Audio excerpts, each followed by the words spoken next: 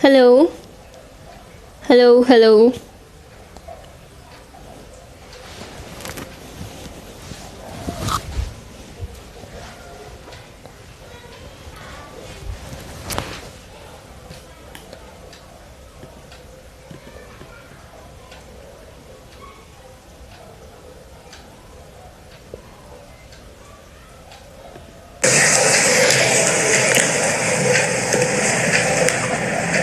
Hello, hello, hello.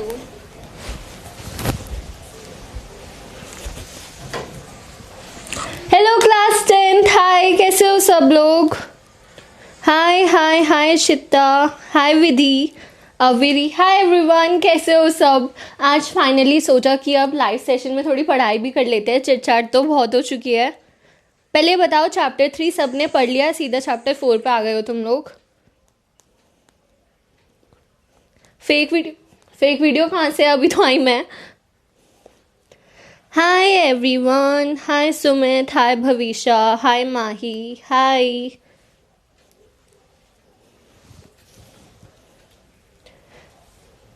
अरे मैंने बहुत बार बोल दिया, देखो ब्रह्मास्त्र मैं नहीं हैंडल करती हूँ, राजीव भैया से बात करो, मैं कैसे उस चीज़ का बताऊँ। वो तुम उन लोगों से बात करो, ब्रह्मास्त्र मैं नहीं दे सकती, वो तो तुम लोग देखो किससे बात करनी है। इतनी सारी चैट। हाय हाय हाय हाय हाय।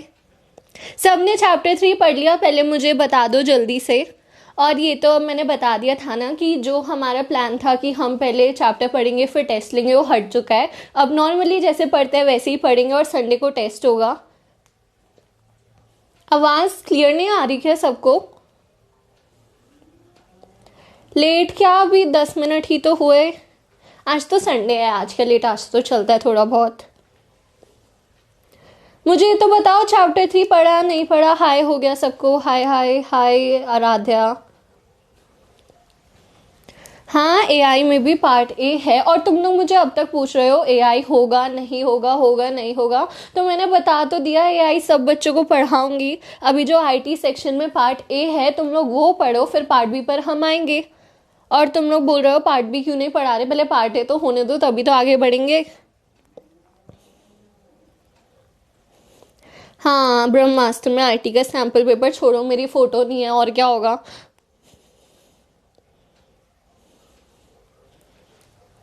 ओए मेरा नंबर क्यों दे रहे हो तुम लोग?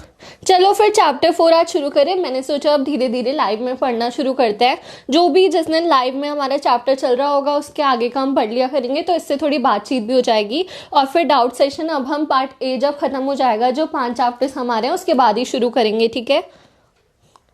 नहीं पढ़ा तो जिन लोगों ने पढ़ लिया उनके लिए तो अच्छा है, जिन्होंने नहीं पढ़ा उसमें भी कोई दिक्कत नहीं, क्योंकि सारे चैप्टर्स अलग अलग हैं, कोई भी रिलेटेड नहीं है। ये पढ़ लो फिर साथ में वो पढ़ लेना, फिर हमारा सिर्फ एक चैप्टर बचेगा और 50% सिलेबस हो चुका होगा।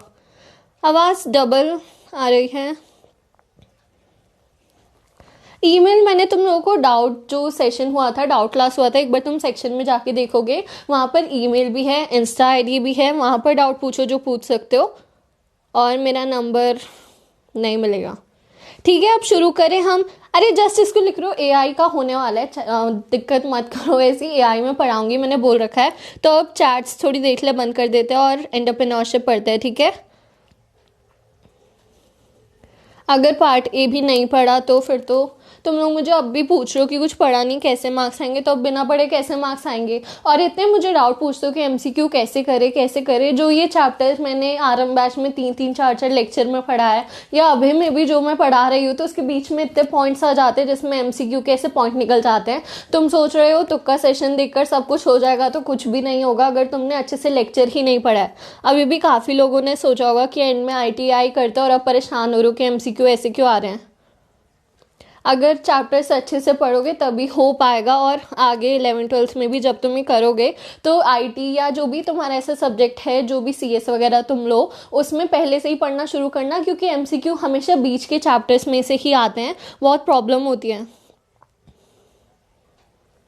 और आईटी और एआई सेम नहीं है। जिसके एडमिट कार्ड पर आईटी होगा वो आईटी पढ़ेगा, जिसके एडमिट कार्ड पर एआई होगा वो एआई पढ़ेगा। ये तो सिंपल है। और तुम लोग पूछ रहे हो कि आईटी के पेपर में एआई आएगा, तो ऐसा तो नहीं हो सकता ना। जो सिलेबस तुम्हारे पास होगा वही आएगा।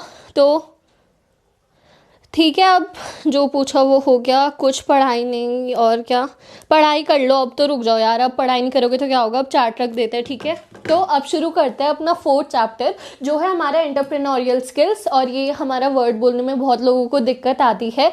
तो इसमें हम पढ़ते हैं कि एज ए इंसान हम एक एंटरप्रेन्योर कैसे बनते हैं। हमारा जो पार्ट ए है वो किस चीज़ पर बेस्ड है, हमारी एम्प्लॉयबिलिटी स्किल्स पर। तो उस पर ही हम देखते हैं कि हम एम्प्लॉयबिलिटी पे तो क्या हो गया कि हम किसी कंपनी के एम्प्लॉय बन रहे हैं, लेकिन जो कंपनी का ओनर है, जो एंटरप्रेन्योर है, वो कैसे बन रहा है, तो हम उन चीज़ों को देखेंगे, ठीक है।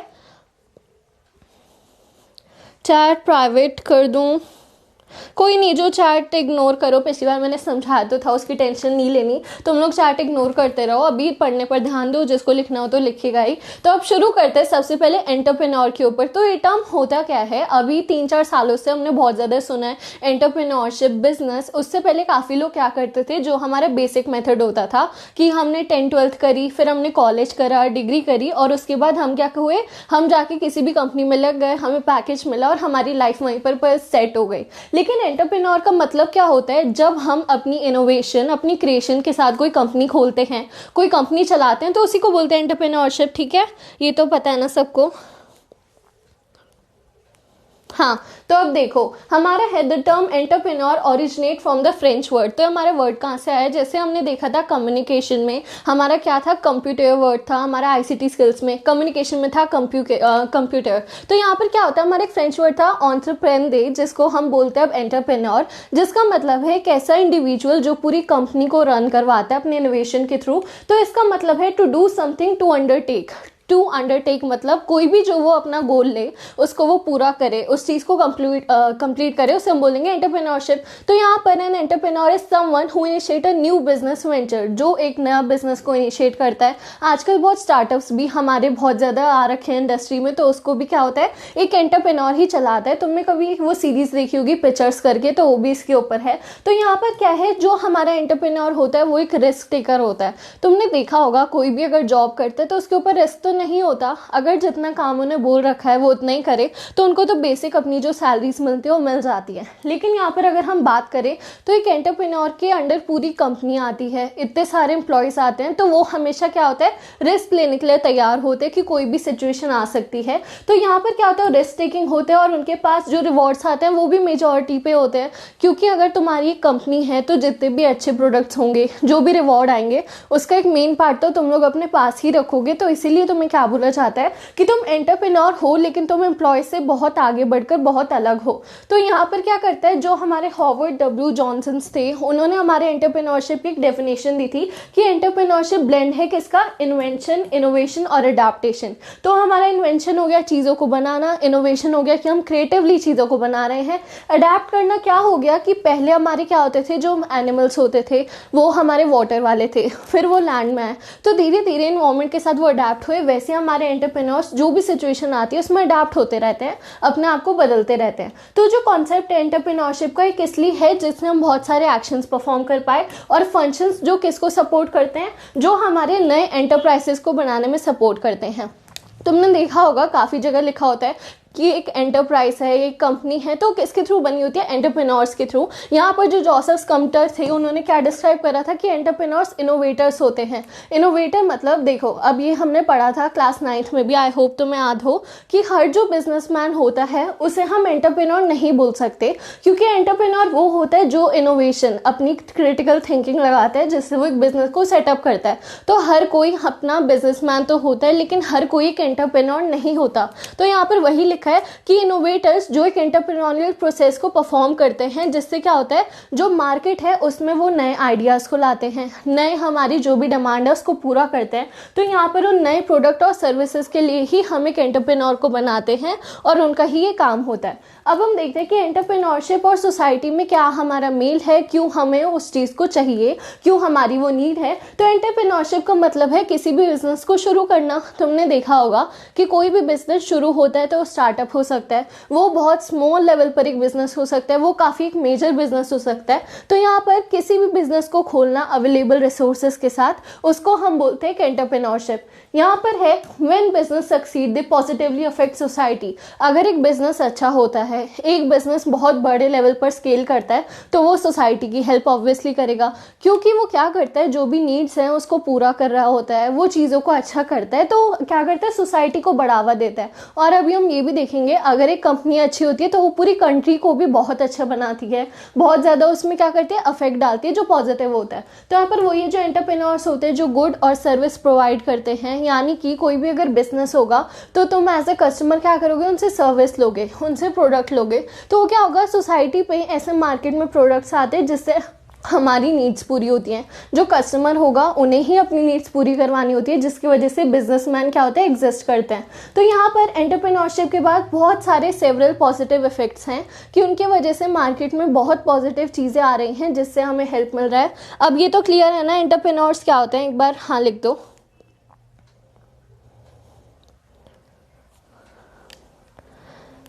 क्लास छोटा सा चैप्टर है, ज़्यादा बड़ा नहीं है, तो ये तो समझ गए ना, एंटरप्रेन्योर्स बिजनेसमैन होते हैं जो कि इनोवेशन लगाते हैं जिससे हमारी सोसाइटी को हेल्प मिलती है। ठीक है, ठीक है। तो यहाँ पर ये क्या करता है, इकोनॉमिक ग्रोथ को बूस्ट करते हैं। मतलब इकोनॉमिक क्या हो गया, हमारी एज ए कंट्री भी अगर कोई कंपनी अच्छा काम कर रही है तो कुछ अमाउंट ऑफ मनी तो हमारी गवर्नमेंट को जाती है, तो इकोनॉमिक ग्रोथ भी बहुत अच्छी होती है as an entrepreneur, as a nation, तो हर जगह से हमें एडवांटेज मिलता है।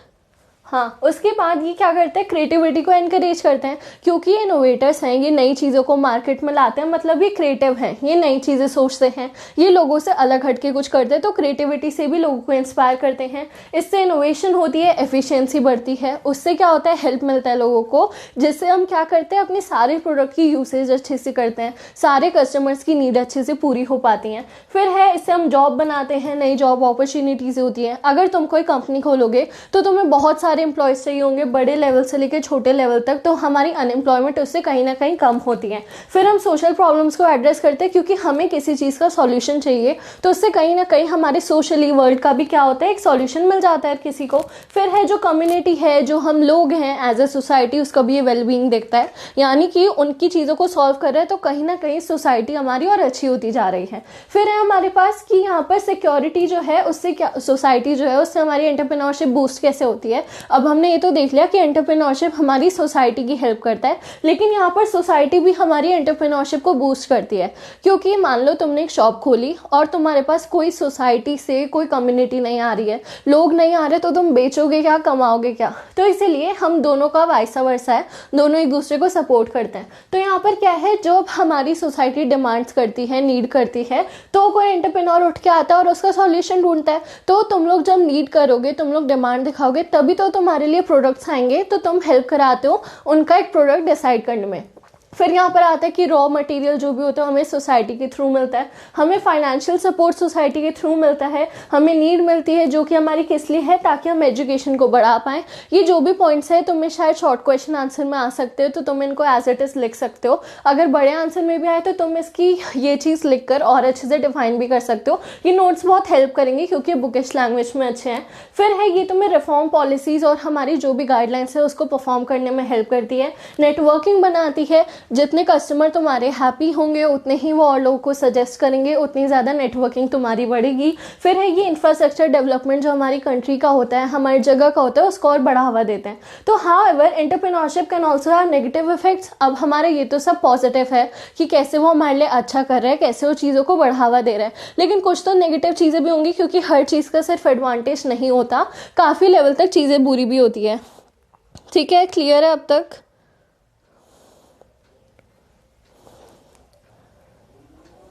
ठीक है, तो अब ये क्लियर हो गया, एंटरप्रेन्योरशिप अच्छा होता है, सोसाइटी एंटरप्रेन्योरशिप की हेल्प करती है, एंटरप्रेन्योर सोसाइटी की हेल्प करता है। तो अब हम देखते हैं कि नेगेटिव इम्पैक्ट क्या है। तो ये कुछ है, पहले तो एंटरप्रेन्योरशिप की एक्टिविटीज़ क्या होती हैं हम उसे देखते हैं। तो जो सोशल एंटरप्रेन्योरशिप है उसका मतलब अब समझते हैं, क्वेश्चन आ सकता है कि ये क्या होता है। तो social entrepreneurship create lasting solution to social problems and bring about positive change using entrepreneurial methods. तो इसका मतलब है, सोशल से हम समझे जो हमारी सोशल एनवायरनमेंट हो गया। तो एक एंटरप्रेन्योर जब सोशली लोगों के बारे में सोचता है, उनकी प्रॉब्लम्स का सॉल्यूशन देता है, तो उससे हमें हेल्प मिलती है। तो ये जो सोशल एंटरप्रेन्योरशिप है ये बेसिकली हमारी कम्युनिटी के ऊपर ध्यान लगाती है। इसका मतलब सोशल एंटरप्रेन्योर्स होते हैं वो रिसर्च करते हैं और देखते हैं क्या सोशल इशू है।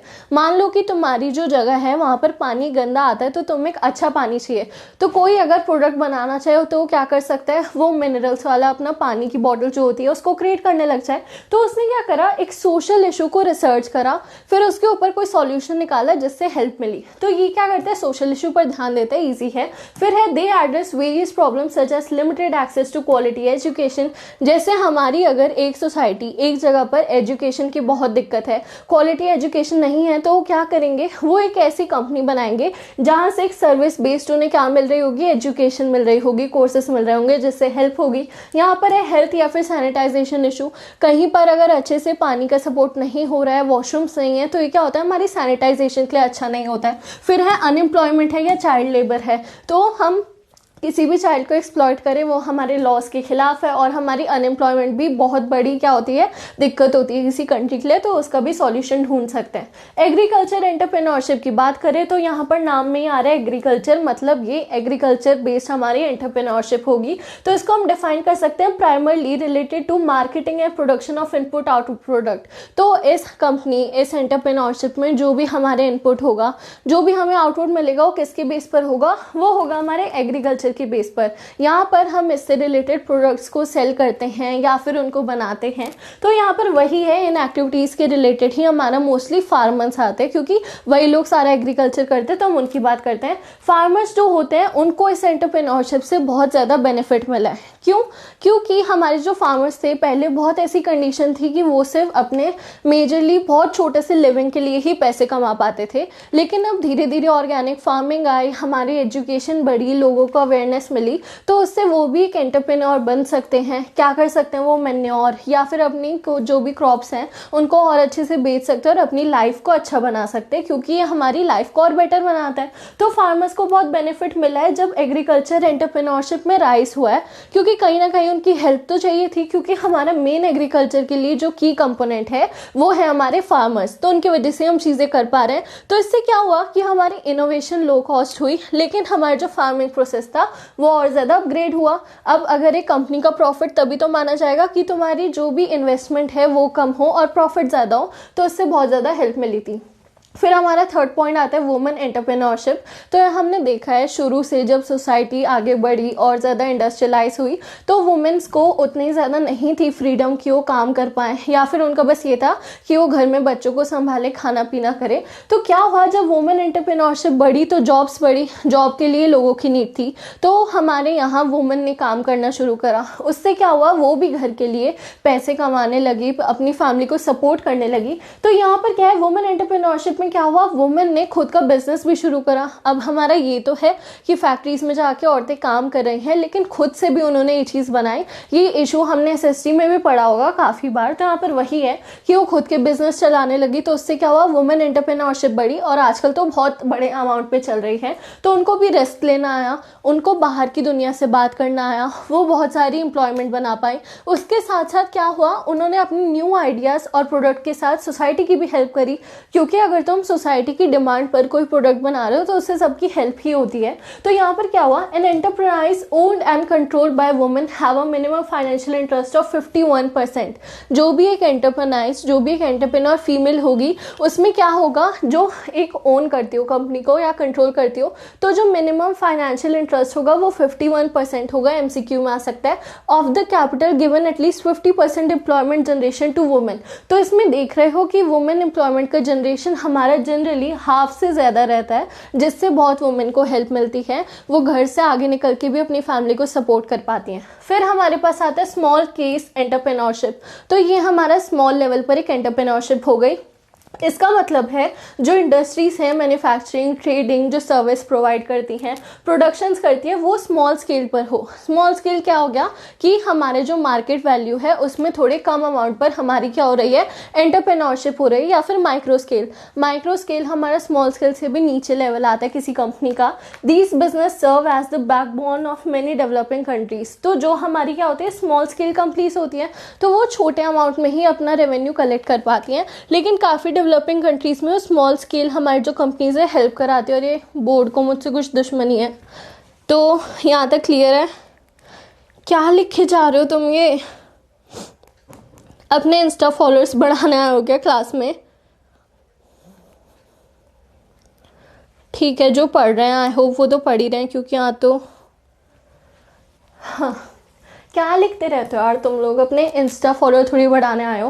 अब आ गए हम एंटरप्रेन्योर्स की कैरेक्टरिस्टिक्स पर। तो कैरेक्टरिस्टिक्स क्या होती हैं? किसी भी चीज़ों में क्या हमारे इनपुट्स होते हैं, क्या वैल्यूज़ होती है, वो हमें डिटरमाइन कराता है। तो सक्सेसफुल एंटरप्रेन्योर्स पोजेस सर्टेन की क्वालिटीज़। अगर कोई एंटरप्रेन्योर है तो उसमें ये क्वालिटीज़ होंगी तभी वो एक एंटरप्रेन्योर बन पाया। ये थोड़ा क्वेश्चन आ सकता है कि कोई भी 5 क्वालिटीज़ बताओ किसी एंटरप्रेन्योर की, 7 क्वालिटीज़ बताओ। तो इसको ध्यान से सुनना, इसमें MCQ भी आ सकता है कि इनमें से कौन सी एंटरप्रेन्योर की क्वालिटी है। सबसे पहला है लीडरशिप। ये ऑब्वियस है, क्योंकि अगर तुम एक पूरी कंपनी को चलाना है तो तुम ऐसा तो नहीं करोगे कि सिर्फ एक ही इंसान को तुम्हें देखना है कि वो कैसे काम कर रहा है। तुम्हें कंपनी की हर एक टीम को देखना है, हर एक चीज़ों को देखना है कि कैसे काम चल रहा है। तो तुम्हें लीडरशिप, तुम्हारे अंदर क्वालिटी होनी चाहिए कि तुम लोगों को लीड कर पाओ, तुम लोगों को सही रास्ता दिखाओ, उनको प्लान बताओ। क्योंकि तुम्हारे अंडर इतने लोग होंगे, सबको तुम्हें ऑर्डर मानने पड़ेंगे, तो तुम्हारे अंदर क्वालिटी तो हो कि लोग तुम्हें सुने। फिर है रिस्क टेकिंग। जो भी एंटरप्रेन्योर्स होते हैं उनको रिस्क टेकिंग लेनी चाहिए, उनको रिस्क लेना चाहिए। अगर वो रिस्क लेने से डरे तो वो नए आइडियाज़ नहीं लाएंगे, नए आइडिया नहीं लाएंगे तो इनोवेशन नहीं होगी। और क्या होता है, मोस्टली एंटरप्रेन्योर्स रिस्क जब लेते हैं तो कैलकुलेट करते हैं कि इससे अगर हमें नुकसान हुआ तो कितना हो सकता है, हमें अगर प्रॉफिट हुआ तो कितना हो सकता है। तो रिस्क टेकिंग हमारी बहुत मेन क्वालिटी है किसी भी एंटरप्रेन्योर की। फिर है इनोवेटिवनेस। अगर हमारा एंटरप्रेन्योर वही है, इनोवेटिव नहीं हुआ, रिस्क लेने के लिए रेडी नहीं हुआ, तो हमारी सोसाइटी की नई प्रॉब्लम्स जो होगी वो सॉर्ट ही नहीं होगी। तो कस्टमर की जो नीड है वो हमें इनोवेटिव आइडियाज़ के थ्रू ही क्या करनी चाहिए, सॉल्व करनी चाहिए, जिससे हमें हेल्प मिलती है। फिर है गोल ओरिएंटेड, कि हमारा गोल क्या हो गया, जो हमें चाहिए, जो हमें अचीव करना है। तो अगर एक इंसान कंपनी खोले और उसका कोई गोल ही नहीं है कि उसको ये चीज़ करनी है, ये बेनिफिट उसे चाहिए, तो फिर वो मेजर ही नहीं कर सकता, वो अपनी सक्सेस को तला ही नहीं सकता जब तक तुम अपने गोल के पीछे ना भागो, तुम अपनी चीज़ें सेट ना करो। अब फॉर एग्जांपल तुम में से कई बच्चे होंगे जिनका गोल होगा कि हमें 90% लाना है, तो तुम्हारा वो गोल है तो तुम उसके लिए पढ़ोगे। लेकिन अगर किसी का कोई गोल ही नहीं है, उसको बस आना है, मज़े करना है, तो फिर वो क्या चीज़ के लिए पढ़ेगा? कोई मेहनत करने के लिए गोल होना चाहिए। फिर है डिसीजन मेकर। तो हमारा जो एक लीडरशिप वाली क्वालिटी है वो क्यों है? क्योंकि पूरी कंपनी एक इंडिविजुअल के ऊपर है, बहुत सारी रिस्पॉन्सिबिलिटी है। तो ऐसे बहुत बार केस भी आएंगे जहां पर उसे एक डिसीजन लेना पड़ेगा, उसे ना चाहते हुए काफ़ी स्टेप्स लेने पड़ेंगे, तो वो क्वालिटी होनी चाहिए। फिर है हाईली ऑप्टिमिस्टिक। ऑप्टिमिस्टिक का मतलब है हमेशा पॉजिटिव रहना। तो बहुत सारे ऐसे तो है नहीं कि बहुत ईजी होगा बिजनेस खोलना, बहुत चैलेंजेस आते हैं, बहुत दिक्कत आती है। तो उसके लिए क्या होना चाहिए, हमें बहुत हाईली ऑप्टिमिस्टिक पॉजिटिव रहना चाहिए, जिससे हम अपने काम को कभी भी किसी दिक्कत आने के लिए रुके ना। जैसे हम कोई काम कर रहे हो, हम किसी प्लान के बीच में हो और कोई छोटी सी दिक्कत हुई और हम रुक जाएं, हम अपनी कंपनी छोड़ के चले जाएं, तो इतने सारे एम्प्लॉयज़ जो हमारे साथ हैं उनको भी बहुत प्रॉब्लम होगी। फिर हमारे पास है मोटिवेटर, कि हमारा जो एक एंटरप्रेन्योर है उसको मोटिवेशन तो होगी ही, साथ ही साथ वो अपने एम्प्लॉयज़ को भी मोटिवेट करें। यहाँ पर मोटिवेशन नहीं, मोटिवेटर लिखा है। तो हमारे जो एक एम्प्लॉय है उसके अंदर तो नहीं, उसके जो बॉस हैं वो क्या करेंगे, वही उसको मोटिवेट करेंगे जिससे वो काम कर पाएगा। अब अगर तुम एक एम्प्लॉय हो तो तुम्हें कंपनी से फ़र्क थोड़ी है, तुम्हें बस अपनी सैलरी से फ़र्क है। तो कभी कभी उनकी भी मोटिवेशन हमें हाई करनी चाहिए, जिससे वो हमारी कंपनी को बेनिफिट करें। फिर यहाँ पर है सेल्फ कॉन्फिडेंट। तो सेल्फ कॉन्फिडेंस होना चाहिए, क्योंकि उन्हें पूरी दुनिया से बात करनी है, बाहर निकलना है। तो सबसे कॉन्फिडेंस से बात नहीं करेंगे तो कुछ भी अच्छा नहीं होगा। एक्शन ओरिएंटेड, मतलब कि वो क्या करते हैं, अपनी प्लानिंग में एक अप्रोच रखते हैं, अपनी एग्जीक्यूशन में उनका क्या होता है, एक प्लान होता है, पूरा डिसाइडेड प्लान। वो चीज़ों को देखते हैं, समझते हैं और हम आगे बढ़ते हैं। फिर यहाँ पर है डायनामिक एजेंट। तो डायनामिक मतलब क्या होता है कि वो सिर्फ एक ही जगह स्टक नहीं है। यहाँ पर है ये बहुत नई नीड्स के ऊपर काम करते हैं, जो भी सोसाइटी को ज़रूरत है उसके ऊपर ये चलते हैं। मतलब कि उनको सेटिस्फाई, जो भी उनकी नीड है, जो भी उनको दिक्कत है, वो उसे सॉल्व करते हैं। और साथ ही साथ वो नए अपने स्टार्टअप को खोल पाते हैं। नए स्टार्टअप तभी तो खुलते हैं क्योंकि नई ज़्यादा दिक्कत आई जा रही हैं। जैसे पॉपुलेशन बढ़ रही है, हर तरफ से प्रॉब्लम बढ़ती है। अब इसका एग्जाम्पल ले तो मान लो कि पहले हमें सामान लेने के लिए क्या कहीं दूर जाना पड़ता था, या फिर हमें सामान लेने के लिए 3-4 दिन वेट करना पड़ता था अगर हम कुछ ऑनलाइन मंगवाए। लेकिन अब तो ऐसा होता है कि हम सामान मंगवाते हो 5 मिनट में आ जाता है। तो ये नई नीड्स, नई लेजीनेस के लिए हमारा एक सॉल्यूशन आया। फिर है हाई अचीवर। अगर कोई भी एंटरप्रेन्योर है तो उसे अपनी कंपनी से बहुत बड़ी चीज़ें चाहिए होंगी, बहुत चीज़ें उसे अचीव करनी है, तो हमेशा हाई अचीव होते हैं। उनका हमेशा यही गोल है कि उन्हें सक्सेस मिले, बहुत बड़े लेवल पर मिले, जिससे वो और आगे बढ़ पाएँ। फिर हमारे ट्रस्ट इन सेल्फ, खुद पे ट्रस्ट होगा तभी आगे बढ़ पाएंगे। अगर हमें खुद पे ट्रस्ट नहीं है तो हम लोगों को भी खुद पे ट्रस्ट नहीं करवा सकते। फिर हमारे पास आते हैं फंक्शंस ऑफ एन एंटरप्रेन्योर। तो क्या फंक्शंस होते हैं एंटरप्रेन्योर के? वही सब है जो हमने अभी पढ़ा कि इनोवेटिव होता है, चीज़ों को नया बनाता है, रिस्क लेता है, डिसीजन मेकिंग होता है, मतलब कि डिसीजन उसे बनाना पड़ता है क्योंकि उसकी कंपनी है। फिर है ऑर्गेनाइजेशन और मैनेजमेंट। तो इसमें क्या आया कि सारी प्लानिंग, कोऑर्डिनेशन, कंट्रोलिंग, सुपरविजन और हमारा जो भी मैनेजमेंट का पार्ट है, ह्यूमन रिसोर्सेज हैं, ये सब भी एंटरप्रेन्योर के लिए होना चाहिए, वो एक फंक्शन है उसी का। फिर है size and scale of business. ये एक एंटरप्रेन्योर को पता होता है उसका प्रोडक्ट क्या है, कितना वो वर्क करेगा, तो हमेशा उसे देखना चाहिए उसके बिजनेस किस तरीके से स्केल होगा। ये हमने 9th में पढ़ा था कि हमारा स्केल जो होता है वो माइक्रो स्केल होता है कंपनी का, स्मॉल स्केल होता है, मीडियम स्केल होता है और उससे बड़ी होती है। तो हमें हमेशा पता होता है हमारे बिजनेस में क्या साइज होना चाहिए, अपने कंपनी का क्या स्केल होना चाहिए, जिसकी वजह से हम रिसोर्सेज को खराब ना करें, हम ज़्यादा रिसोर्सेज को एक्सप्लॉइट ना करें। फिर हमारे पास आता है अपॉइंटमेंट ऑफ वर्कफोर्स।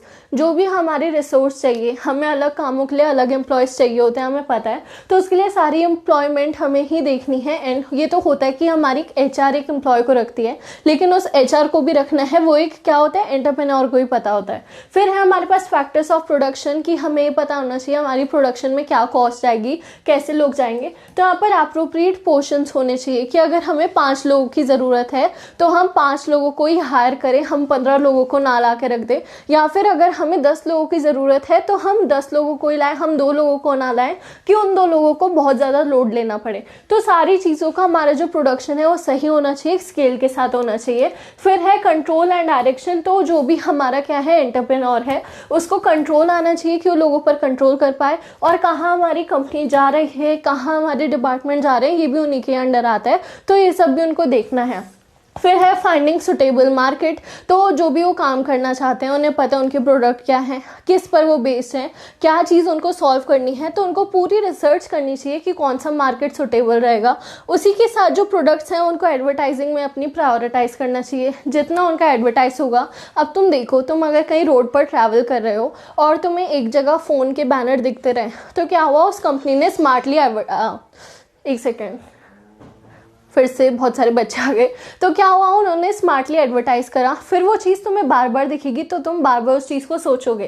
तो तभी एडवर्टाइजिंग में अपना पैसा लगाना चाहिए, क्योंकि उससे कस्टमर जब बार बार चीज़ें देखते हैं तो उसको वो चीज़ खरीदने का मन होता है। फिर अपने सेल्स एजेंट को अपॉइंट करना चाहिए ताकि लोग चीज़ के बारे में सुने। फिर अपना जो भी इंसेंटिव है, इंसेंटिव क्या होता है, एक छोटे अमाउंट की मनी, बोनस मनी, ये सब चीज़ें उन्हें देखनी चाहिए जिससे एम्प्लॉयज़ भी हैप्पी रहें। फिर हमारे पास आता है न्यू इन्वेंशन एंड इनोवेशन। तो हमारा इन्वेंशन इनोवेशन पार्ट बहुत इंपॉर्टेंट है एक एंटरप्रेन्योर के लिए, और अभी भी तुम लोग लिखते जा रहे हो।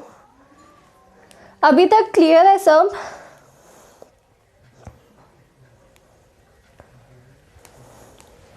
बताओ सब क्लियर है, कुछ डाउट तो नहीं है ना अभी तक? मेरे को कोल्ड हो रहा है तो मेरी आवाज़ तो ठीक ही आ रही है तुम लोगों को, मुझे भी सुनाई दे रही है। कोल्ड की वजह से थोड़ी आवाज़ भारी हो जाती है। तो अभी तक यही था कि हमारे एंटरप्रेन्योरशिप के लिए क्यों चीज़ें ज़रूरी है, क्यों एम्प्लॉयमेंट होती है, ठीक है। कंट्रोल एंड डायरेक्शन वाला दोबारा बताऊँ, एक सेकेंड।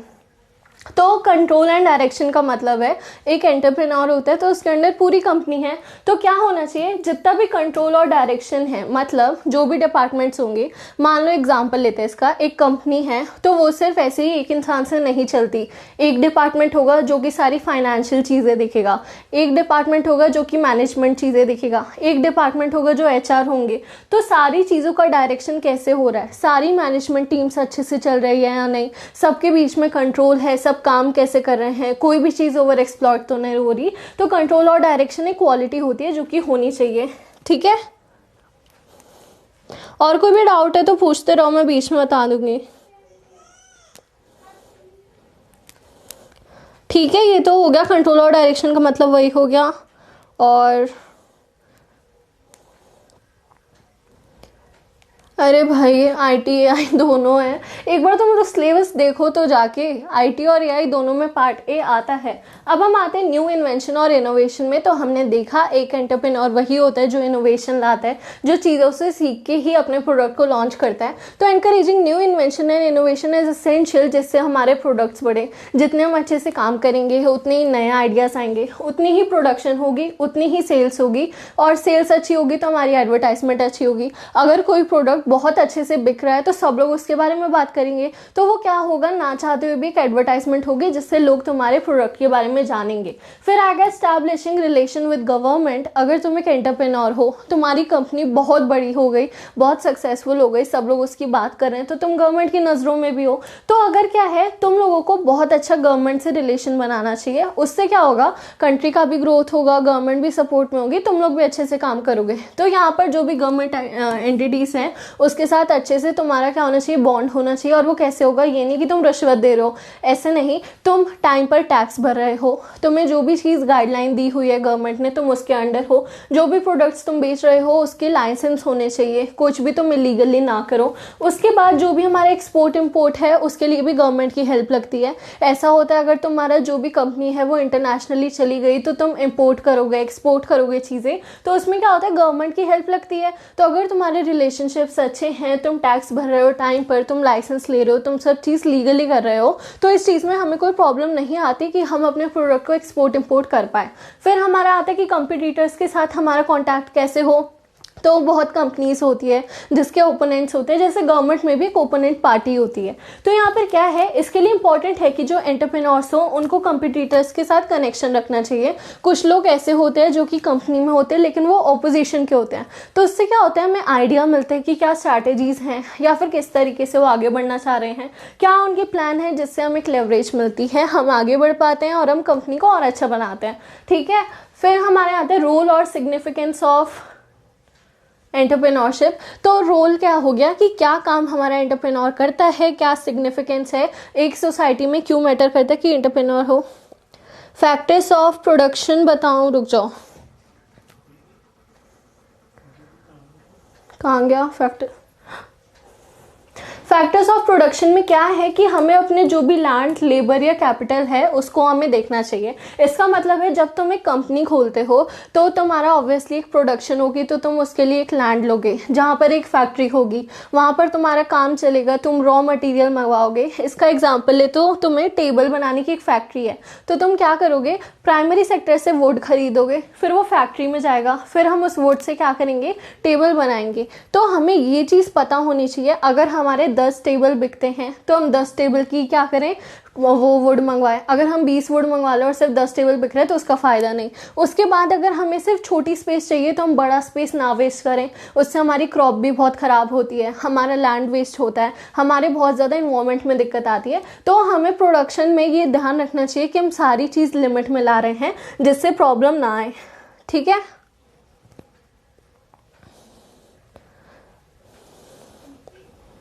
और तो इन्वेंशन का मतलब होता है कि चीज़ों को हम कैसे क्रिएट कर पा रहे हैं। हमने इनोवेट करा तो अब हम चीज़ों को बना रहे हैं, हम चीज़ों को बना रहे हैं तो उससे सॉल्यूशन मिल रहा है, सॉल्यूशन मिल रहा है, हमें प्रोडक्ट बना के उसको मार्केट में बेच रहे हैं तो हम भी आगे बढ़ रहे हैं। फिर अब आता है हमारा रोल और सिग्निफिकेंस एक एंटरप्रेन्योर का क्या होता है, क्यों वो ज़रूरी होता है। तो सबसे पहले ऑर्गेनाइजेशन ऑर्गेनाइज करते हो किसको, रिसोर्स को। तो जो एंटरप्रेन्योर्स होते हैं वो हमारे सोसाइटी के साथ कोऑर्डिनेट करते हैं क्योंकि उन्हें रॉ प्रोडक्ट चाहिए होते हैं। तो फिजिकल ह्यूमन रिसोर्स को क्या करते हैं, इकोनॉमिक एक्टिविटी में ड्राइव करते हैं। मतलब सारे रिसोर्सेज का ध्यान रखते हैं, कहाँ से उन्हें चीज़ें चाहिए, किससे उन्हें कनेक्ट करना है, जिससे वो साथ ही साथ हमारी सोसाइटी से भी कनेक्ट करें और चीज़ों को अच्छे से चलाएं। फिर आता है कैपिटल फॉर्मेशन। तो हर कंपनी अपने कैपिटल फॉर्मेट करती है, उसके लिए उनका बहुत क्रूशियल रोल है कि एक एंटरप्रेन्योर हो क्योंकि वही कैपिटल फॉर्मेशन का मेन जिम्मेदार होता है। तो इससे क्या होता है, हमारी कैपिटल फॉर्मेशन अगर बढ़ती है तो मतलब as a country, as a company हमारी इकोनॉमिक डेवलपमेंट होती है, हम और आगे बढ़ते हैं, हमारी चीज़ें और अच्छी पॉलिसी क्या होते हैं, अगर हम इकोनॉमिकली आगे बढ़ रहे हैं, फिर हम टैक्स दे रहे हैं गवर्नमेंट को, तो गवर्नमेंट के पास पैसा आ रहा है, फिर गवर्नमेंट क्या कर रही है, उस नेशन की, उस कंट्री की डेवलपमेंट पर पैसा लगा रही है। तो हम एक कंपनी तो है, हम सिर्फ अपना प्रॉफिट नहीं देखते, हम सबका प्रॉफिट देख रहे हैं इक्वली। फिर आता है एम्प्लॉयमेंट अपॉर्चुनिटीज़। तुमने देखा होगा अनएम्प्लॉयमेंट बहुत बड़ी बीमारी है जिसे हम बोलते हैं। तो अगर हम एक कंपनी खोलते हैं तो हमें बहुत लोग चाहिए, तो उनको जब हम एम्प्लॉयमेंट देते हैं उससे क्या होता है, काफ़ी घरों में पैसा आ जाते हैं, लोग काम करते हैं, लोग अपनी फैमिली को प्रोवाइड करते हैं, लोग अर्नर बन जाते हैं। तो जितने हम एम्प्लॉयमेंट बढ़ाते हैं उससे क्या होता है, हमारी सोसाइटी को भी हेल्प मिलती है। ठीक है, ठीक है, आगे क्या पूछो तुम। फैक्टर्स ऑफ प्रोडक्शन अभी बताया कि जो भी प्रोडक्ट हमारे बन रहे हैं उसे हमें देखना चाहिए कि क्या वो लिमिट में बन रहे हैं, हम कोई भी रिसोर्स का वेस्ट तो नहीं कर रहे। क्वेश्चंस पढ़ाए कहाँ जो हार्ड लग रहे हैं। प्रैंक कॉल अभी पहली क्लास में नहीं करते सब। तो फिर हमारा आता है इनोवेशन इन प्रोडक्शन। तो वही पॉइंट जो हम पढ़ रहे हैं, अगर हम चीज़ों में इनोवेशन ला रहे हैं, हम चीज़ों को नया बना रहे हैं, तो काफ़ी क्या हो रहा है, प्रोडक्शन में भी इनोवेशन आ रही है, न्यू प्रोडक्ट्स लॉन्च हो रहे हैं। अब ऐसे एडवांस प्रोडक्ट आ रहे हैं जिनका हमने सोचा भी नहीं था। तो यहाँ पर क्या होता है, ये हम एक्सपेरिमेंट करके बढ़ा पाते हैं, तो फिर उससे हमें रिवॉर्ड भी अच्छे मिल पाते हैं, हमारी क्वालिटी बढ़ती है, हमारी प्रोडक्ट की एफिशिएंसी बनती है, जिससे लोग अच्छे से यूज़ कर पाते हैं चीज़ों का। फिर आता है विजनरी लीडरशिप। तो एंटरप्रेन्योर्स जो होते हैं उनका एक क्लियर विजन होता है, क्लियर गोल होता है, उन्हें पता है उन्हें क्या चीज़ अचीव करनी है और वो उसके लिए वर्क हार्ड करते हैं। तो यहाँ पर उनका क्लियर विजन होता है जिससे वो प्रॉफिटेबल अपॉर्चुनिटीज़, अगर ऑब्वियसली तुम एक प्रोडक्ट बना रहे हो, वो बहुत अच्छा चल गया तो तुम्हें प्रॉफिट भी बहुत अच्छा मिलेगा, तो तुम्हारी डेवलपमेंट होगी, तुम्हारा प्रॉफिट अच्छा है, तुम कंपनी में और पैसे लगाओगे, सैलरीज बढ़ाओगे, लोगों के इंसेंटिव बढ़ाओगे, फिर तुम्हारे जो एम्प्लॉयज़ होंगे वो अच्छे से काम करेंगे और एंड में तुम्हारी कंपनी को ही प्रॉफिट मिलेगा। प्राची को क्या हुआ, अबे पढ़ ले भाई, उसको जो होगा होने दे। सोशल एंटरप्रेन्योरशिप का मतलब है सोशली एज एन एनवायरनमेंट हम सबका ध्यान रख रहे हैं। तो जैसे एग्रीकल्चर एनवायरनमेंट में हम क्या कर रहे हैं, जो एग्रीकल्चर की एंटरप्रेन्योरशिप है, हम एग्रीकल्चर रिलेटेड काम को बढ़ा रहे हैं, हम फार्मर्स की हेल्प कर रहे हैं। सोशल एंटरप्रेन्योरशिप में हम सोशली सबकी हेल्प करते हैं, कम्युनिटी की हेल्प करते हैं। जैसे हम जो कस्टमर्स हैं हम उनके सोशल वो एंटरप्रेन्योरशिप में आएंगे। ठीक है, फिर अब हमारा आता है इम्प्लीमेंटेशन ऑफ पॉलिसीज़। तो हर जो कंपनी होती है, तुम अगर कहीं भी जाओ, तुम्हारे रेस्टोरेंट हो, जिम हो, कहीं भी पॉलिसीज़ लिखी होती है। तो क्या होता है, हमारी कंपनीज़ में भी कुछ पॉलिसी होती है जो कि लीगल होती है, गवर्नमेंट ने बनाई होती है ताकि सबकी सेफ्टी मेंटेन रहे। तो जब भी कोई हमारी पॉलिसी बनती है तो इसमें क्या है, गवर्नमेंट पॉलिसी भी होती है। तो अगर हम उनको फॉलो करते हैं, जैसे अभी हमने बोला कि हम टैक्स दे रहे हैं, हम सब चीज़ दे रहे हैं, तो उससे हमारे नेशनल गोल्स भी अच्छे हो रहे हैं, हम अपने नेशन के लिए कुछ कर पा रहे हैं। तो हमारी पॉलिसीज को अचीव करना भी इंपॉर्टेंट है। फिर हमारा आता है contribution of entrepreneur to government policies and the economy. हम as an entrepreneur government policies को फॉलो करके इकोनॉमी कैसे अच्छी बना रहे हैं।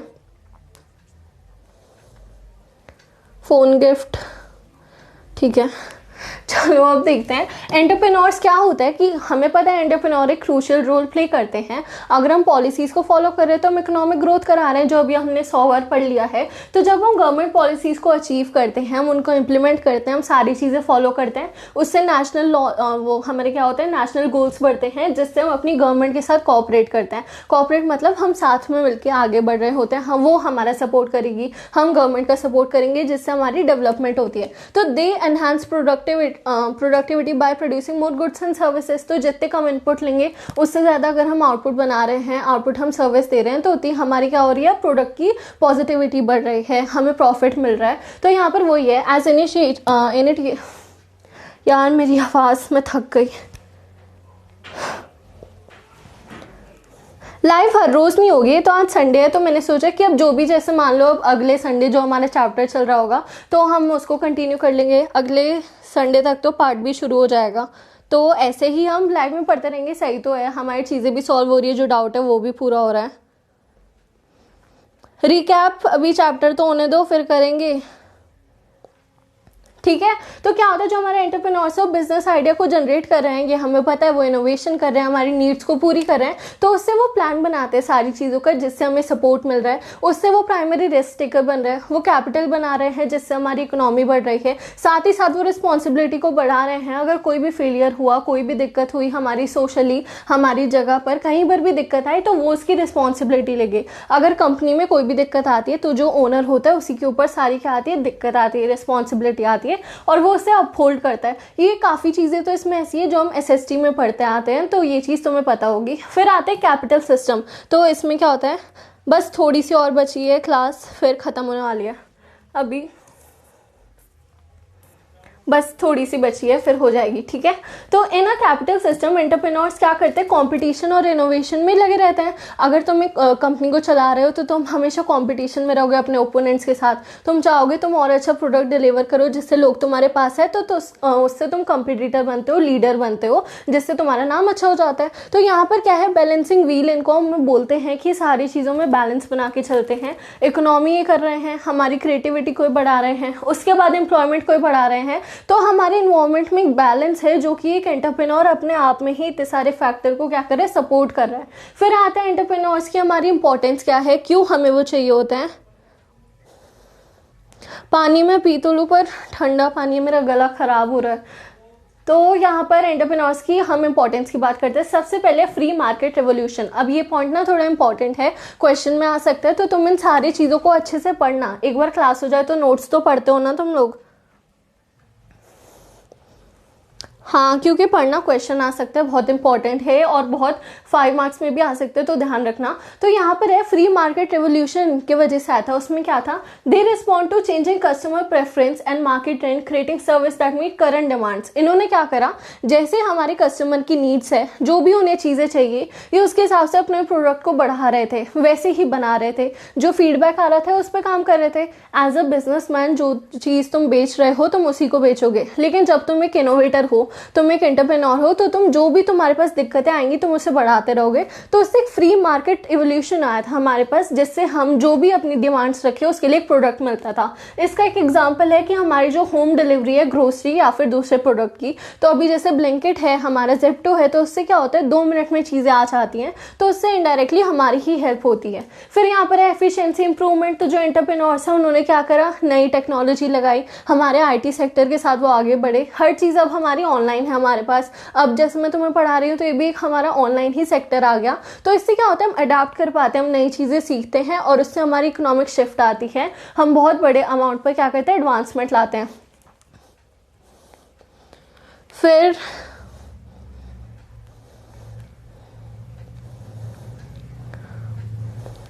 जिसको कुछ और पढ़ना है, छुट्टी छुट्टी छुट्टी, तो तुम जाओ ना।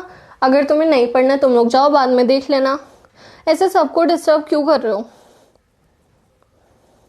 जिसको नहीं पढ़ना होता लाइफ में वो चले जाओ, तुम्हें पेपर करना उसे सॉल्व कर लो, जब नहीं करना होगा ये पढ़ लेना। या तुम्हें अगर ऐसा लग रहा है कि तुम पेपर के एक दिन पहले सारे लेक्चर पढ़ लोगे तो वो कर लो, लेकिन अभी पढ़ा रहे हैं तो दूसरों को परेशान मत करो। तो यहाँ पर एफिशिएंसी का हमने देख लिया, जितनी टेक्नोलॉजी बढ़ेगी उससे ही हम अडाप्ट कर पाएंगे, उससे इकोनॉमिक शिफ्ट होगा। न्यू मार्केट होंगी कि जब ये इंडस्ट्री आई थी, जब हम एंटरप्रेन्योरशिप वाले स्केल पर बढ़े थे, तो इससे हमने एक रेवोल्यूशन लाया, हम अपने मार्केट को आगे बढ़ाया, तो नए मार्केट आए for existing product and making minor innovation. तो क्या हुआ, पहले जो हमारे मार्केट थे इन्होंने उसमें ही छोटे छोटे चेंजेस करे, छोटी छोटी इनोवेशन लगाई, जिससे हमारी क्या हुआ, चीज़ें बहुत आउटग्रो हो गई। जैसे पहले हमें चीज़ें ऑफलाइन भी मिलती थी, लेकिन धीरे धीरे हमारे ऑनलाइन कॉमर्स आए, तो उससे क्या हुआ, सारी चीज़ें हमें ऑनलाइन मिलने लग गई, और फिर वो छोटी इनोवेशन से ही हम चीज़ों को बहुत आगे लेकर गए। फिर यहाँ पर है न्यू वैल्यूज। तो कुछ ऐसे एंटरप्रेन्योर्स थे जिन्होंने एथिक्स को प्रॉफिट से ज़्यादा बढ़ाया। देखो क्या होता है, कुछ कंपनीज तो होती है जो पैसों के लिए किसी भी लेवल तक चले जाती है, वो कस्टमर की नीड्स को नहीं फॉलो करती, लेकिन अब धीरे धीरे नई वैल्यूज आई, तो उससे क्या हुआ, एथिक्स होते हैं कि तुम्हारी बेसिक जो जिम्मेदारी है, जो मैनर्स है, तुम फॉलो करना चाहते हो। तो ऐसे एंटरप्रेन्योर्स भी आए जिन्होंने पैसों से ज़्यादा, अपने प्रॉफिट से ज़्यादा सोसाइटी को देखा, उनके वेलफेयर का देखा कि वो अच्छे से चीज़ों को देख पा रहे हैं। उन्होंने अपनी वैल्यूज़ को ज़्यादा प्रायोरिटाइज करा पैसों से। तो यहाँ पर वही है कि एथिक्स को प्रॉफिट से ज़्यादा देखा और फेयर हमारा क्या रखा, प्रोडक्ट रखा। कोई भी चीज़ हो रही है तो उस चीज़ में वो फेयर गए, कोई भी चीटिंग नहीं हुई, कोई भी दिक्कत नहीं हुई। इसका एक एग्जाम्पल है कि जो जयपुर के रग्स होते हैं उन्होंने क्या इंश्योर करा, ये कोई कंपनी का नाम होगा, कि जितने भी आर्टिशियंस हैं, जो लोग भी ये चीज़ एक्चुअली खुद से बना रहे हैं, इसके क्रिएटर हैं, उनको इक्वल ही प्रॉफिट मिले, इक्वल क्रेडिट मिले और उससे उनकी क्राफ्टमैनशिप भी बने।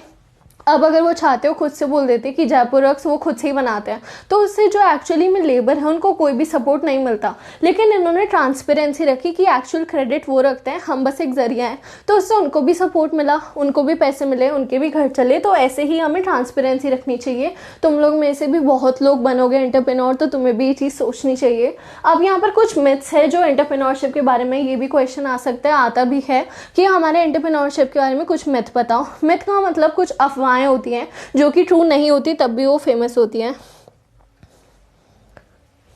क्या चीज़? न्यू मार्केट्स का मतलब ये है, दोबारा देखो, न्यू मार्केट का मतलब है कि इन्होंने क्या करा, इंडस्ट्री को रीडिफाइन करा। रीडिफाइन का मतलब पहले हमारा मार्केट जैसे चलता आ रहा था कि ये चीज़ ऐसे मिल रही है, ऑफलाइन मिल रही है, तो हम वही चीज़ लेंगे। लेकिन धीरे धीरे छोटी छोटी, माइनर मतलब बहुत छोटी ऐसी invention I, innovation I, creation I, जिससे हमारा मार्केट आगे बढ़ा। इसका एग्जाम्पल वही है कि पहले हमें हर चीज़ के लिए वेट करना पड़ता था, हमें कुछ भी सामान मंगवाना था तो हमें खुद जाके लाना पड़ता था, जिसमें हमारा टाइम भी जाता है, हमारा एफिशिएंसी भी जाती है। वहीं अगर अब हम ऑनलाइन कुछ मंगाना चाहे तो हम बस 2 क्लिक से ही अपने सामान को ला सकते हैं। तो इससे जो भी हमारी नई टारगेट ऑडियंस है, जैसे अब तुम लोग यंगर जनरेशन हो, तो तुम्हारी जो भी नीड होगी वो पूरी हो जाएगी जैसे इनोवेशन बढ़ती रहेगी। ठीक है, और कोई डाउट अब तक क्लियर है सब? न्यू वैल्यूज़ का मतलब है एथिक्स जो होते हैं कि हमारे पहले क्या होता था, मोस्टली कंपनी सोचती थी कि उनका बस प्रॉफिट पूरा हो जाए, कस्टमर का कुछ भी हो, कस्टमर की नीड्स पूरी हो रही हो ना हो रही हो, वो उस पर ध्यान नहीं रखते। तो इसीलिए हमारे जो न्यू वैल्यूज़ है उसका मतलब ऐसे लोग उठ के आए जिनको सही में एनवायरनमेंट के लिए कुछ करना था, जिनको सही में सोसाइटी, कस्टमर के लिए कुछ करना था। तो उन्होंने पैसों से ज़्यादा लोगों की चिंता करी और उनके लिए काम करना चाहा। जैसे हमारे एनजीओज होते हैं, वो क्या करते हैं, वो प्रॉफिट वाले नहीं होते मोस्टली, वो चाहते हैं कि वो लोगों का भला करें। वैसे ही हमारे एंटरप्रेन्योरशिप भी आई थी। ठीक है, एफिशिएंसी का मतलब है कि कोई चीज़ अच्छे से हो रही हो, अच्छे से तुम चीज़ें कर पाओ। जैसे मान लो तुमने एक दिन बहुत पढ़ाई करी और तुम अपने टेस्ट में स्कोर 10 आउट ऑफ 10 लाए, मतलब तुमने एफिशिएंटली पढ़ा चीज़ों को और तुम्हारा स्कोर भी आ गया। तो एफिशिएंसी का मतलब है चीज़ें पूरे अच्छे तरीके से होना। फ्री मार्केट एवोल्यूशन का मतलब वही है जो हमने पढ़ा था कि हमारे जो भी चेंजिंग कस्टमर हैं, जैसे टाइम के साथ हमारी नीड चेंज होती जा रही है, तो एंटरप्रेन्योरशिप ने क्या करा कि जो पुराने मार्केट जिस स्टाइल से चल रहे थे, उन्होंने बोला कि हमें चेंज होने की ज़रूरत है, हमें नए टाइम के हिसाब से बदलना चाहिए और जो भी हमारी सर्विस वो मांगे हम वो प्रोवाइड करें। तो उससे क्या हुआ, एक फ्री मार्केट हमारा एवोल्यूशन आया, जिससे जो भी हमारी डिमांड होती है उसके हिसाब से हमें प्रोडक्ट मिलता है। पहले जो प्रोडक्ट मिलता था हमें उसी पर अपना काम चलाना पड़ता था।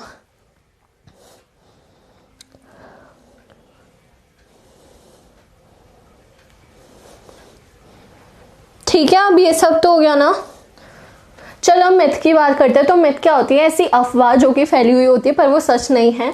तो सबसे पहले है कि एक बिजनेस शुरू करना इजी है, तो ये बहुत गलत है, ऐसा कभी भी नहीं होता। हमेशा जो भी बिजनेस होता है उसमें रिस्क रहता है। तुम लोगों के घर वाले बिजनेसमैन होंगे काफ़ी, तो क्या होता है जब भी हम कोई चैलेंज लेते हैं तो ऑब्वियसली उसमें रिस्क होता है बहुत ज़्यादा। बिजनेस शायद तुम अपनी इन्वेस्टमेंट लगा दो तब भी वो ना चले, तो रिस्क हमेशा रहता है, ये बहुत बड़ी मिथ है। फिर है कि बहुत सारी मनी चाहिए होती है, तो ऐसा नहीं होता है। हम सबसे कम इन्वेस्टमेंट के साथ भी एक बिजनेस खोल सकते हैं, बस डिपेंड करता है वो चलेगा नहीं चलेगा। फिर है हमारे फाइनेंस स्टार्टअप कि हमारे जो भी अपने नए बिजनेस आते हैं, नए हमारे स्टार्टअप आते हैं, उनको फाइनेंस या फंडिंग नहीं मिलती, सिर्फ जो कंपनी अच्छा पैसा कमाती है उन्हें ही मिलती है। फंडिंग क्या होता है, इन्वेस्टर्स होते हैं जो अपने पैसे कंपनी में लगाते हैं, जिससे तुम और चीज़ें अच्छे से एक्सप्लोर कर पाते हो, और जब तुम्हें प्रॉफिट होता है तो जिन्होंने पैसे लगाए उन्हें भी वो प्रॉफिट का कुछ पार्ट मिलता है। तो ऐसी कुछ गवर्नमेंट की तरफ से स्कीम्स आई, जैसे कि मुद्रा स्कीम आई, तो इससे क्या हुआ, एंटरप्रेन्योर्स को बैंक लोन मिले, अगर उनका आइडिया अच्छा होता है तो गवर्नमेंट उन्हें क्या करती है, बहुत ज़्यादा हेल्प करती है, जिससे वो, अगर पैसे नहीं होंगे तो तुम काम नहीं कर पाओगे, तो वो तुम्हें पैसे या फिर लोन प्रोवाइड करती है, जिससे तुम्हें हेल्प मिलती है और तुम चीज़ों को आगे बढ़ा पाते हो।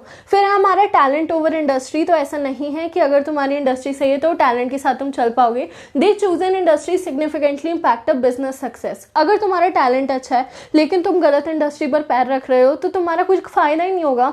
जिस चीज़ की अभी सोसाइटी में नीड होगी, मार्केट में नीड होगी, तुम अगर उसके हिसाब से प्रोडक्ट लाओगे तभी तो तुम्हारी चीज़ चलेगी। अगर तुम इररेलेवेंट प्रोडक्ट को मार्केट में लॉन्च कर रहे हो जो कि चाहिए ही नहीं उस इंडस्ट्री में, तो उसका कोई भी काम नहीं होगा। फिर है मोस्ट स्टार्टअप आर सक्सेसफुल। तो ये भी बहुत बड़ी वो है मिथ कि हम सोचते हैं हम बिजनेस खोल लेंगे, हम सक्सेसफुल हो जाएंगे, तो हमारे सक्सेस से ज़्यादा हमारे फेलियर के रेट्स होते हैं। तो बहुत मुश्किल है कि तुम्हारा जो बिजनेस हो वो पक्का है कि सक्सेसफुल हो ही हो। तो ये भी हमारी मिथ का पार्ट है। फिर अब है हमारे कुछ एडवांटेज कि एंटरप्रेन्योरशिप की क्या अच्छी चीज़ें होती है, क्या एडवांटेज होती है। कॉन्शियस तो मैंने बोला ही नहीं, कॉन्शियस क्या,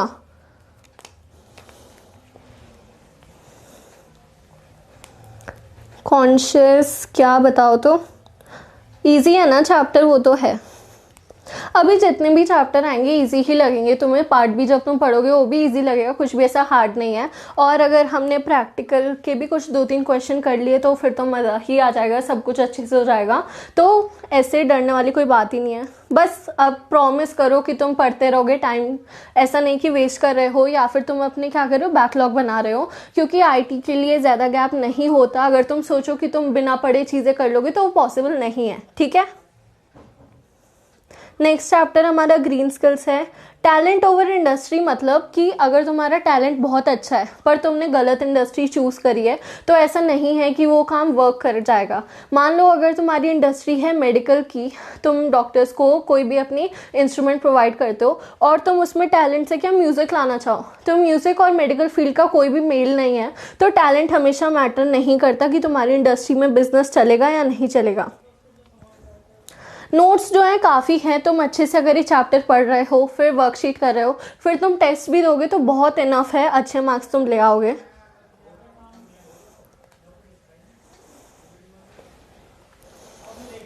ये कौन सा सब्जेक्ट है, ये बचा गया।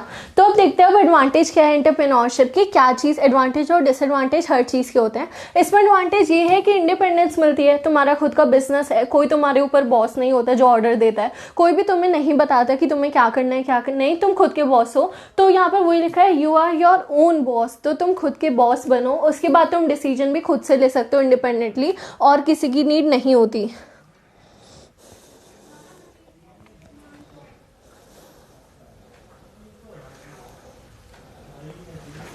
फिर एक्साइटमेंट की बात करें तो अगर तुम एक एंटरप्रेन्योर हो तो ऑब्वियसली काफ़ी बड़ा अमाउंट का पैसा तुम्हारे पास है, तुम अमीर हो, तुम चीज़ें कर सकते हो, तो तुम्हारी लाइफ थ्रिलिंग हो सकती है, तुम ऐसे एक्सपीरियंस कर सकते हो जो कि नॉर्मल वेज अर्नर्स लोग नहीं कर सकते। उसके बाद है वेल्थ क्रिएशन है कि तुम जब अपनी वेल्थ को बढ़ाते हो गुड और सर्विस में, तो ऑब्वियसली तुम पैसे कमा रहे हो, पैसे कमा के तुम अपनी कंपनी में इन्वेस्ट करोगे तो तुम्हारी कंपनी भी बढ़ेगी, तो गुड्स और सर्विसेज भी बढ़ती हैं, जिससे हमारे नए मार्केट जो हमने पढ़ा कि मार्केट में एवोल्यूशन आता है, प्रोडक्ट अच्छा होता है और इम्प्रूव प्रोडक्ट होता है, जिससे हमारी और हेल्प मिलती है। अगर हम कोई प्रोडक्ट यूज़ करें फिर हमें सुनाई दे कि उससे और बेटर चीज़ आ गई तो हम उसके पास जाएंगे।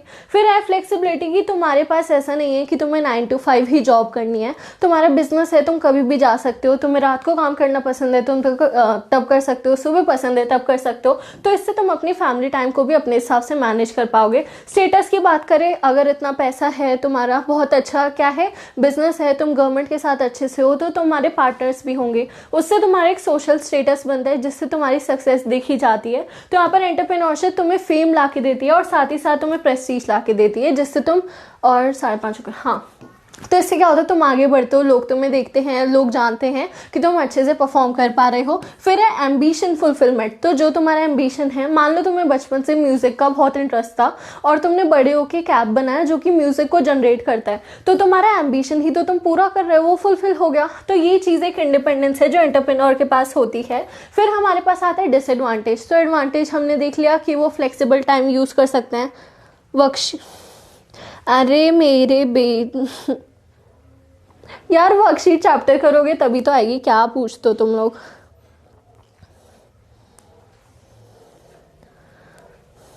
वेल्थ क्रिएशन का मतलब है कि जब तुम एक एंटरप्रेन्योर हो, तुम पैसे बढ़ा रहे हो, तुम्हारे प्रॉफिट जनरेट हो रहा है, तो तुम एक वेल्थ भी बढ़ा रहे हो। वेल्थ का मतलब क्या होता है कि तुम्हारे पास पैसे हैं अच्छे से, तो वो क्रिएट हो रही है। बस 10 मिनट और चलेगी क्लास। ये जो उल्टी सीधी बातें करते हैं चैट में, तुम्हारा क्या होगा मैं तो ये सोच रही हूँ। छोड़ो इन्हें।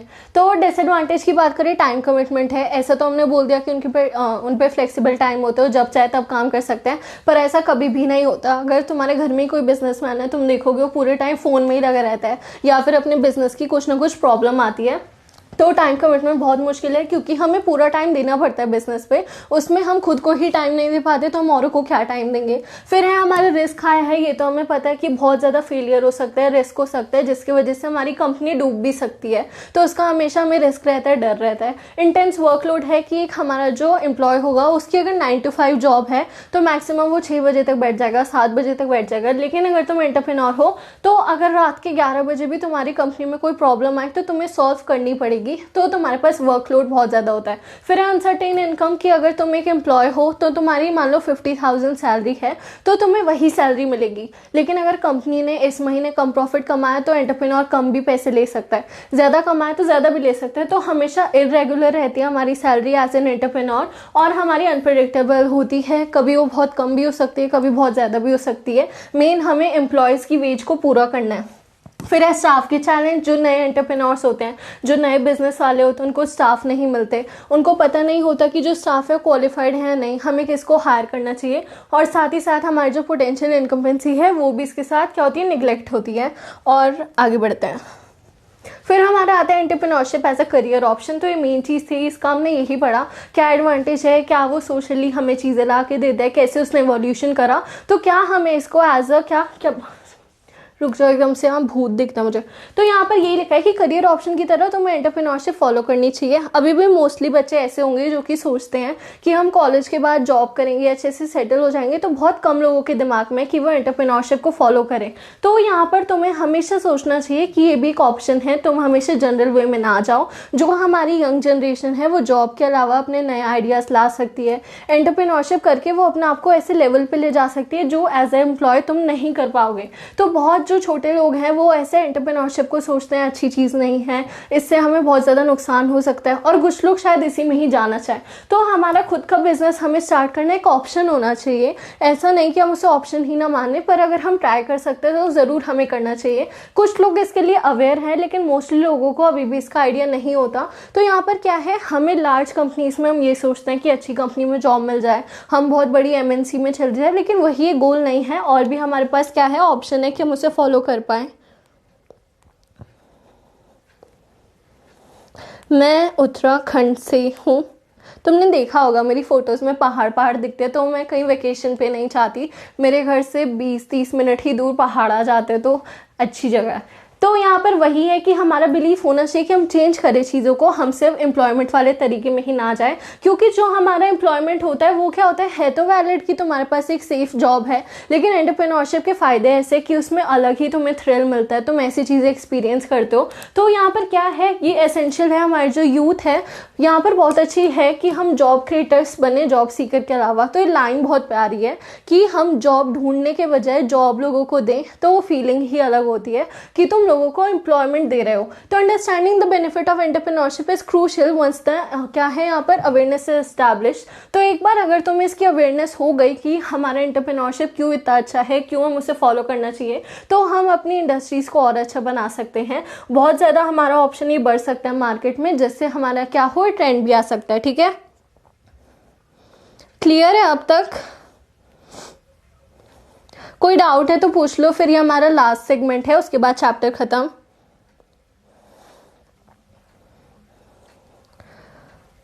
कोई है डाउट तो बताओ जल्दी।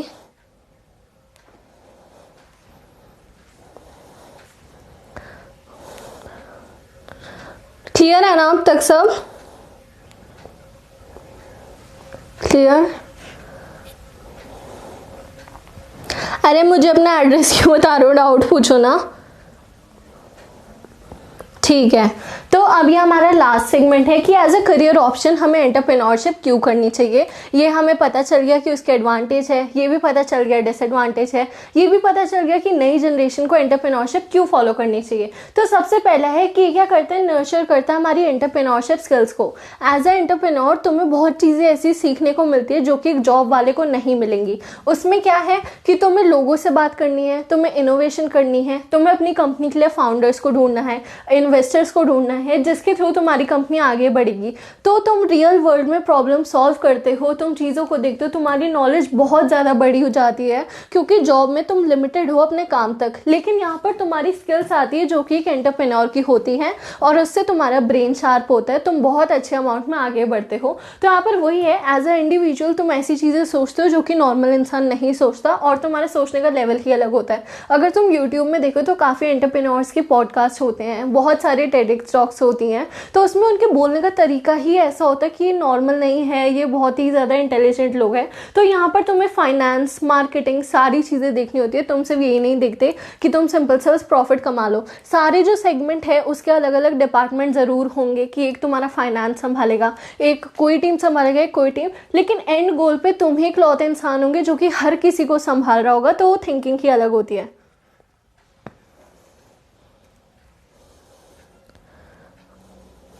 मैक्रो वो कंपनी होती है जो कि सोशल नहीं, स्मॉल स्केल से भी छोटी कंपनी होती है। इसको हमने 9th में पढ़ा था, मैं दोबारा बता देती हूँ। जो माइक्रो कंपनी होती है उसमें हम जो भी पैसे लगाते हैं अपने प्रोडक्ट बनाने में, जो भी हमारे ज़मीन पे जाते हैं या फिर हमारी प्रोडक्शन में जाते हैं, वो 1 करोड़ से ऊपर नहीं जाते, और हमारा जो रेवेन्यू टोटल होता है उस साल का वो हमें 5 करोड़ से कम मिलता है। तो हमारी जो माइक्रो कंपनीज होती है वो 1 करोड़ से ज़्यादा पैसे नहीं लगते, वो काफ़ी छोटे अमाउंट में होती है, और 5 करोड़ तक हमारा क्या होता है, रेवेन्यू बनता है।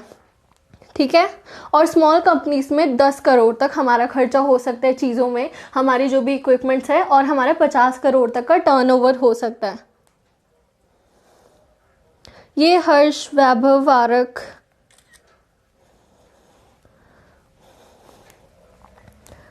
देखो बदतमीजी करके कुछ नहीं मिलेगा किसी को। क्यों ये सब लिखते हो तुम लोग? डिजिटल डॉक्यूमेंटेशन इसके बाद पढ़ेंगे। जो भी ये सब लिख रहा है तुम लोग, क्या बोले।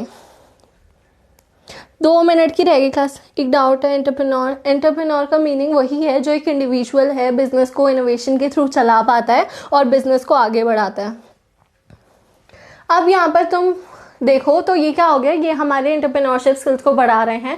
तो ये चीज़ें हम जॉब्स के थ्रू नहीं कर पाते। हम चीज़ इतना देखते हैं हमें जो जॉब मिले हम उसको पूरा करें और हमें सैलरी मिले, लेकिन यहाँ से हम क्रिएटिव प्रॉब्लम सॉल्विंग करते हैं, हम कम्युनिकेशन सीखते हैं तो हमें हेल्प मिलती है। फिर है हम एक एंटरप्रेन्योरियल माइंडसेट को एनेबल करते हैं। जब हमें ये चीज़ आ जाती है तो हम ऐसी चीज़ें सोचते हैं जिससे हम बिजनेस को चला पाएँ। उसमें क्या होता है, it applies across various field. तो यहाँ पर जब भी हमारी एक एंटरप्रेन्योरशिप माइंडसेट हो जाता है तो हम चीज़ों को अलग तरीके से देखते हैं, हमारी वैल्यूएबल माइंडसेट हो जाता है, हम चीज़ों को बहुत सोच समझ के करते हैं। टुडे टॉप एम्प्लॉयबिलिटी स्किल जो हमारी सबसे ज़्यादा अच्छी एम्प्लॉयबिलिटी स्किल है वो एंटरप्रेन्योरशिप स्किल के साथ अलाइन करती है। ये जो हम पार्ट ए में पूरा एम्प्लॉयबिलिटी स्किल्स पढ़ रहे हैं उसके लिए वो हमारी एंटरप्रेन्योरशिप भी बहुत मैटर करती है। यहाँ पर है जो भी एंटरप्रेन्योरशिप स्किल पढ़ता है वो काफ़ी करियर्स के लिए वेल सूटेड हो सकता है। अगर तुम भी ये सब स्किल सीखो तो अगर तुम एम्प्लॉय भी बन रहे हो तो तुम उस कंपनी के लिए बहुत वैल्यूएबल एम्प्लॉय बन सकते हो, क्योंकि तुम्हें बहुत अच्छे माइंडसेट से आगे बढ़ने को मिलेगा और लोग चाहते हैं उनकी कंपनी में ऐसे लोग आए।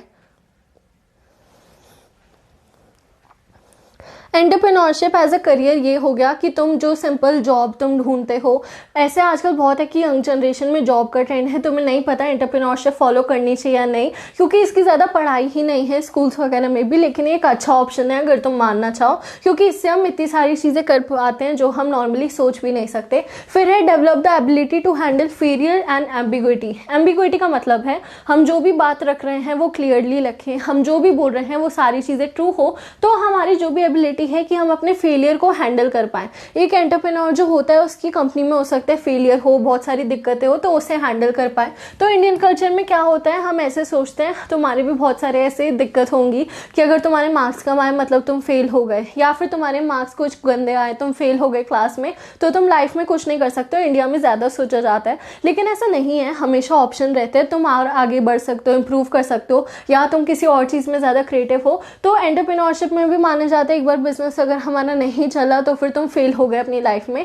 पर अगर जैसे तुम ट्राई करोगे, फेलियर से आगे बढ़ोगे, तभी तो तुम चीज़ें सीखोगे। तो हमें उस सोच को बदलना है और हमें आगे बढ़ना है। तो हमें क्या करना है, पॉजिटिव पर्सपेक्टिव देना है सबको कि अगर फेलियर आया तब भी हमारे पास बहुत ऑप्शन रहते हैं और हम आगे बढ़ सकते हैं।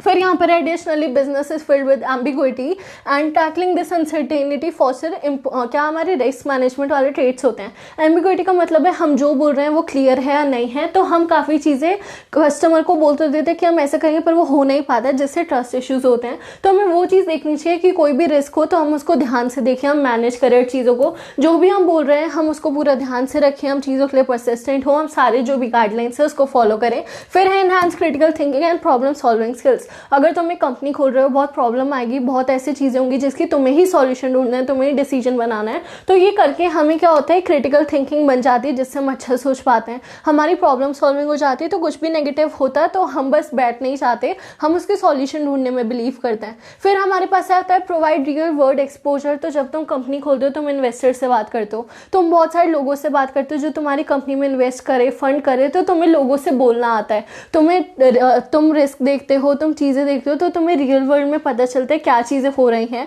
वही तुम जॉब में जाओ तो तुम्हारे पास कुछ भी ऐसा एक्सपोजर नहीं होगा, तुम्हें बस अपना काम करना है। तो यहाँ पर तुम आइडियाज़ बनाते हो, कस्टमर से बात करते हो, फीडबैक लेते हो, तो उससे तुम्हें क्या मिलता है, रियल वर्ल्ड एक एक्सपोजर मिलता है। ठीक है,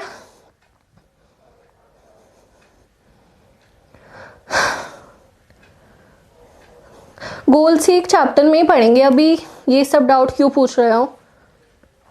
ठीक है, तो ये क्या हो गया, हमारा रियल वर्ल्ड एक्सपोजर मिल गया। उसके बाद है हमारा डिफरेंट करियर थिंकिंग, कि हम जॉब के अलावा हटके भी और चीज़ें सोच रहे हैं, तो इससे हमारी डिफरेंट थिंकिंग हो रही है। हम परस्यूइंग कर रहे हैं, हम बिजनेस आइडिया को सोच रहे हैं कि हम उसे चला सकते हैं तो हमारे लिए अच्छा है। हम इन चीज़ों को, अगर जो हमारा एक लीनियर पाथ है, लीनियर क्या होता है कि हम सिंपल एक जो लाइन बनी हुई है उसमें चल रहे हैं, कि हमने अपना स्कूल करा, कॉलेज करा, कोई जॉब करे और बस ज़िंदगी भर वही कर रहे हैं। तो अगर हम उस लाइन को ब्रेक करके आगे बढ़े, हम बिजनेस खोलें, हम कुछ नया करें, तो हम एक यूथ को अच्छा बढ़ावा देते हैं। हम जॉब ढूंढने के बजाय लोगों को जॉब देते हैं, तो सोसाइटी की भी हेल्प होती है, तुम्हारी भी हेल्प होती है। फिर हमारा है कि lead to creating difference in a society. तो अगर कोई प्रॉब्लम है जिसको तुम सॉल्व कर पा रहे हो अपनी इनोवेशन के थ्रू, तो तुम्हारा एक अच्छा नाम बनेगा, तुम न्यूज़ में आ सकते हो, तुम्हें रिस्पेक्ट मिलती है। तो तुम क्या कर रहे हो, एक डिफरेंस बना रहे हो सोसाइटी में। तुम नॉर्मल जॉब करके ऐसे ही कुछ भी कर दो तो तुम्हारा ऐसा कुछ नाम भी नहीं होगा, ज़्यादा से ज़्यादा तुम एक अच्छे एम्प्लॉय बन पाओगे। लेकिन अगर तुम कुछ डिफरेंस बना पा रहे हो तो तुम्हारा एक स्टेटस ही अलग होगा,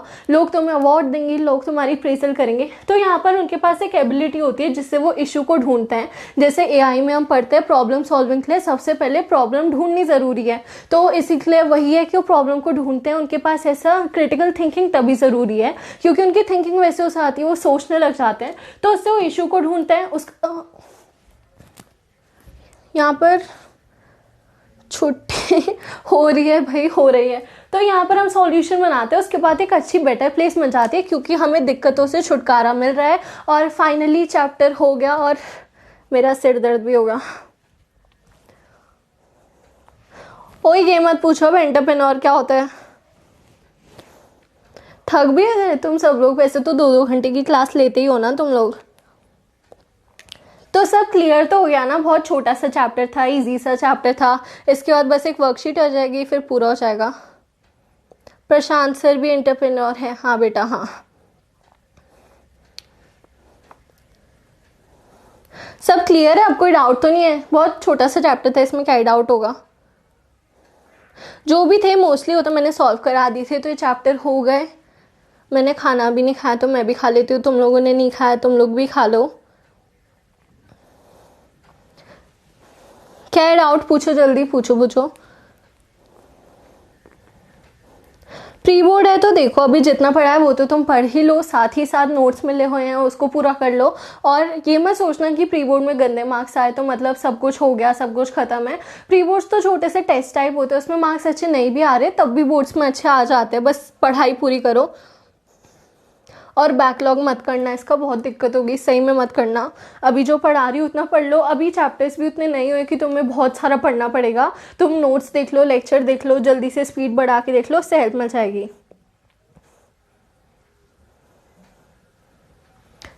इंपॉर्टेंट क्वेश्चन क्या होगा, जो भी तुम्हें मैं देती हूँ वर्कशीट में वो सारे इंपॉर्टेंट क्वेश्चन ही है, उनको तुम करोगे तो चैप्टर अच्छे से रिवाइज हो जाता है। लेकिन एक बार जब पूरा सिलेबस हो जाएगा तो भी मैं तुम्हें शीट्स दूंगी जिसमें इंपॉर्टेंट क्वेश्चन आंसर के साथ होगा, तो तुम उसको ध्यान से पढ़ लेना, उससे क्वेश्चन आ सकते हैं बहुत सारे। ठीक है। इंपॉर्टेंस ऑफ एंटरप्रेन्योर यही है कि उस सोसाइटी में अच्छा चेंज लाता है, चीज़ों को बदलता है, कस्टमर की नीड्स को प्रोवाइड करता है। ये कार्टून मिनियंस है। चलो ठीक है, अब ठीक हो गया ना डाउट ये सब जो भी था। तो ऐसे ही हम छोटी छोटी लाइव क्लास लेते रहेंगे जिसमें हम पढ़ाई कर पाएँ, क्योंकि फिर हमारी भी इंट्रैक्शन अच्छे से हो पाएगी, उससे हेल्प मिलती है। और क्लास के बीच में डाउट पूरा हो तो अच्छा भी हो जाता है ना। वर्कशीट में ओपी क्वेश्चन होता है। देखो मैं ना बहुत सारे क्वेश्चन इसलिए दे देती हूँ क्योंकि एमसीक्यू ऐसी चीज़ है जो कि बहुत छोटे से पॉइंट से भी आ सकती है। तो अगर तुम एक ही चैप्टर के 20-30 एमसीक्यू कर लो तो तुम्हारे पास काफ़ी नॉलेज हो जाती है। तो इसीलिए मैं बहुत सारे एमसीक्यू देती हूँ, उससे तुम्हारी हेल्प हो जाएगी। पीवाईक्यू सॉल्व करने इंपॉर्टेंट तो है ऑब्वियसली, और ऐसे शीट में भी बहुत सारे क्वेश्चन होते हैं, क्योंकि क्या होता है जो चैप्टर जनरेट होता है वो पीवाईक्यू क्वेश्चन से और हेल्प मिलती है, रिवीजन हो जाता है, इंपॉर्टेंट टॉपिक समझ में आ जाते हैं।